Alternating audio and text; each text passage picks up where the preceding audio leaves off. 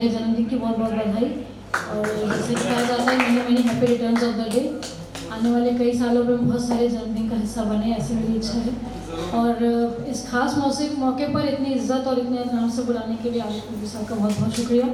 और मैं देर से आई थी और जल्दी जा रही हूँ, उसकी डबल माफ़ी। और लेकिन जैसे कि कहा जाता है कि बर्थडे पार्टी में अगर आपने केक खा लिया तो समझ लीजिए अनाउंस हो गया। तो मेन मौके पर हम मौजूद थे, उसके लिए बहुत मतलब वो मेरी खुशी से भी रही। और थोड़ी सी बदकिस्मती ये रही कि बहुत से लोगों को सुनने का मौका नहीं मिल पाया और नहीं मिल पाएगा आगे। तो जैसे कि मेरा आलिफ जी से प्रॉमिस हुआ है कि मैं इनके यूट्यूब चैनल में लोएस्ट व्यूज़ की अवार्ड लूँगी अगली बार, क्योंकि हाईएस्ट व्यूज़ को तो सभी अवार्ड कर सकते हैं, लोएस्ट व्यूज़ का अवार्ड दे तो जाने। उसी कोशिश में एक टीज़र टाइप का मैं आपको दिखाऊंगी, क्योंकि फिल्म बहुत लंबी हो जाती है, कई बार आजकल फिल्म देखने का लोगों के पास टाइम भी नहीं होता।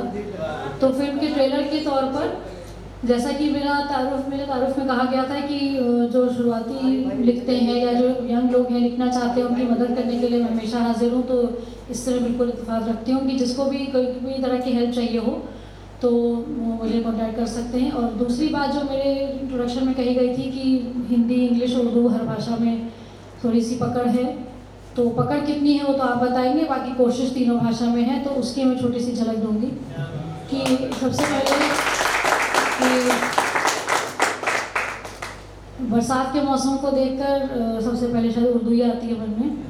तो संग बरसात की आती है जो, एक कसक है एक याद तेरी। संग बरसात की आती है जो, एक कसक है एक याद तेरी। इस कसक से, इन यादों से तन्हाइयाँ हैं आबाद मेरी।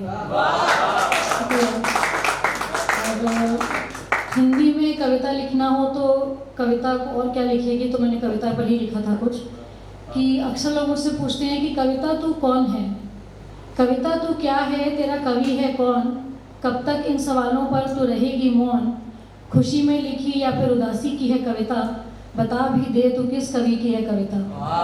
तो इसका जवाब कुछ यूँ है कि जो जो आया जीवन में अक्षर या मात्रा जोड़ता गया, जो जो आया जीवन में अक्षर या मात्रा जोड़ता गया, समय कवि समान इन्हें अपनी लय पर मोड़ता गया।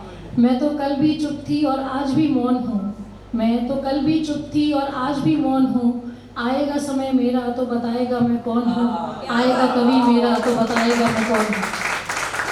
शुक्रिया। और इंग्लिश में मैं अपना सबसे ज़रूरी मैसेज देना चाहूँगी कि love me with your thirsty eyes, love me with your thirsty eyes, drink me and quench your thirst. I will give you all my love but let me love myself first. तो यही मेरा संदेश है आज की युवा पीढ़ी से।